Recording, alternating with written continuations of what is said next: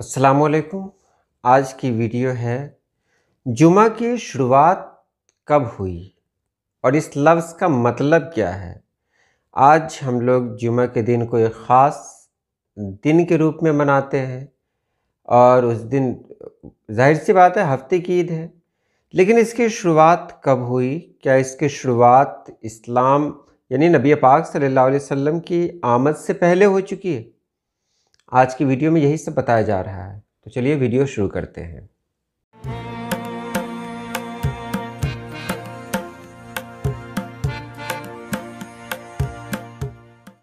پہلے ہم جانیں جمعہ، یہ جمعہ جو لفظ ہے یہ عربی کا لفظ ہے اور یہ جماعت سے بنا ہوا ہے، یعنی جماعت اور جمعہ، تو یہ تو ہم لوگوں نے جانا اور سب لوگ جانتے ہیں اس کو۔ لیکن آپ دیکھیے اسلام آنے سے قبل، اب دیکھیے اسلام کا مطلب وہ اسلام نہیں ہے جو آدم علیہ السلام کے ساتھ آیا ہے۔ یہاں پر اگر اسلام کے بارے میں یا اسلام لفظ کا استعمال کروں تو مطلب وہ ہے کہ نبی پاک صلی اللہ علیہ وسلم کے دور کا جو اسلام ہے وہ مطلب وہ ہے۔ اسلام ایسا نہیں ہے کہ نبی پاک صلی اللہ علیہ وسلم کے ساتھ آیا ہے، یہ مذہب تو آدم علیہ السلام کا مذہب ہے نا، آدم علیہ السلام کے ساتھ آیا۔ ہاں، اسے ایک نئی زندگی ملی نبی پاک صلی اللہ علیہ وسلم کے زمانے میں، اور اس کے بعد ہی دنیا نے سمجھا کہ یہ اسلام کیا ہے۔ اسی لیے بہت سارے لوگ نبی پاک صلی اللہ علیہ وسلم کو فاؤنڈر آف اسلام بھی کہہ دیتے ہیں، یعنی اسلام کا بانی، جو کہ غلط ہے۔ ہمارے نبی صلی اللہ علیہ وسلم سے پہلے بھی اسلام ہے۔ اگر اسلام نہیں ہوتا تو نبی پاک صلی اللہ علیہ وسلم کے والد گرامی کا نام عبداللہ کیسے پڑتا؟ اللہ تو اسلام میں ہے، تو عبداللہ اسلام کا، یہ اللہ کا بندہ، تو اللہ کا بندہ، یہ تصور کس کا ہو سکتا ہے؟ تو یہ تصور تو اسلام ہی کا ہو سکتا ہے نا۔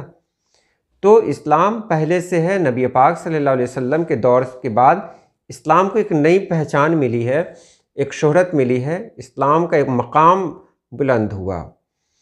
تو نبی پاک صلی اللہ علیہ وسلم کے آنے سے پہلے حضرت عیسیٰ علیہ السلام کا جو زمانہ تھا، عیسیٰ علیہ السلام کو آسمان پہ جب اٹھا لیا گیا تو ایک بہت بڑا زمانہ گزرا ہے جس میں کوئی نبی نہیں تھے۔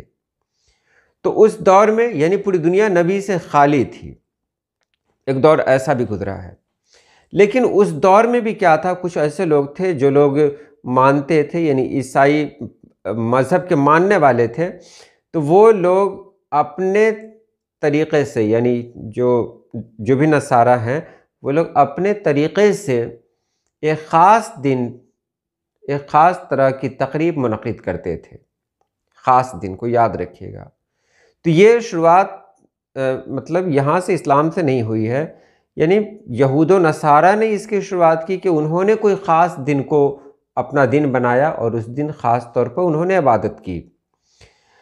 تو یہاں پر کیا ہے کہ یہود یعنی یہودی لوگ جو ہیں، جو موسیٰ علیہ السلام کے ماننے والے ہیں، انہوں نے اپنا خاص دن سنیچر کو مانا، یعنی سنیچر کو ان کے لیے سنیچر کی اہمیت وہی ہے جو ہمارے لیے جمعہ کی ہے۔ تو وہ لوگ سنیچر کو مذہبی دن منانے لگے، اور نصارہ یعنی عیسائی لوگ ہیں، انہوں نے اتوار کے دن کا انتخاب کیا تھا۔ پتہ نہیں ان دونوں دنوں میں کیا خاصیت تھی، بہرحال انہوں نے یہ دونوں دن منتخب کر لیے۔ اب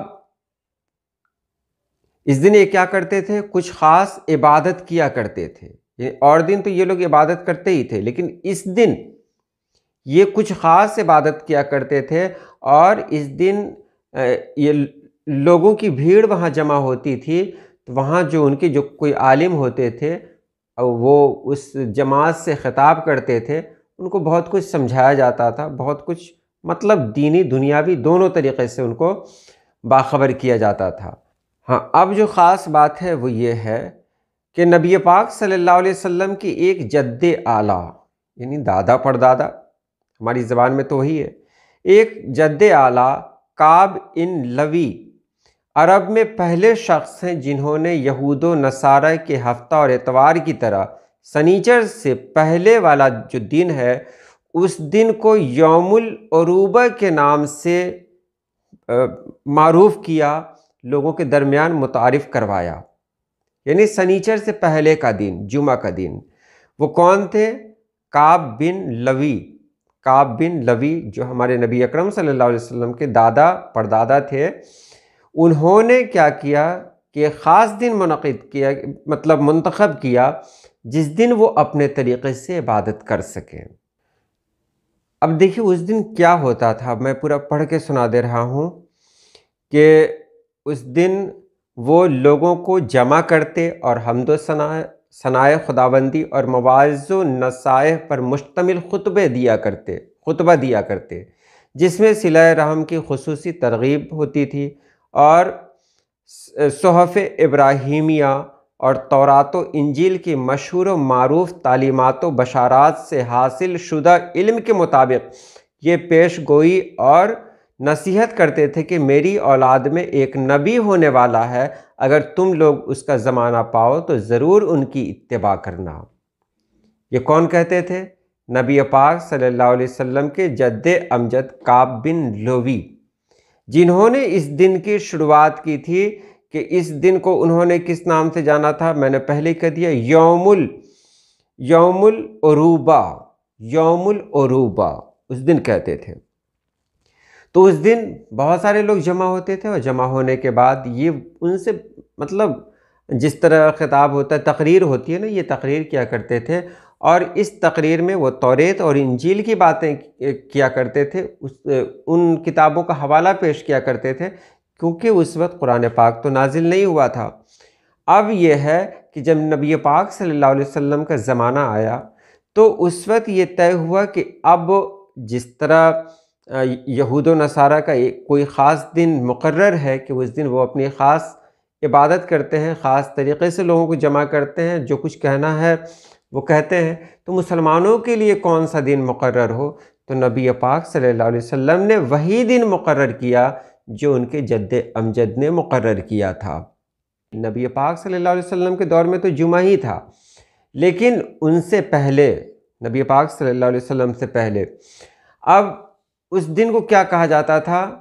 یوم العروبہ۔ تو یوم العروبہ کا رواج تھا، لوگ مناتے تھے اس دن کو جس طرح تعظیم کے ساتھ لوگ جمعہ کو مناتے ہیں۔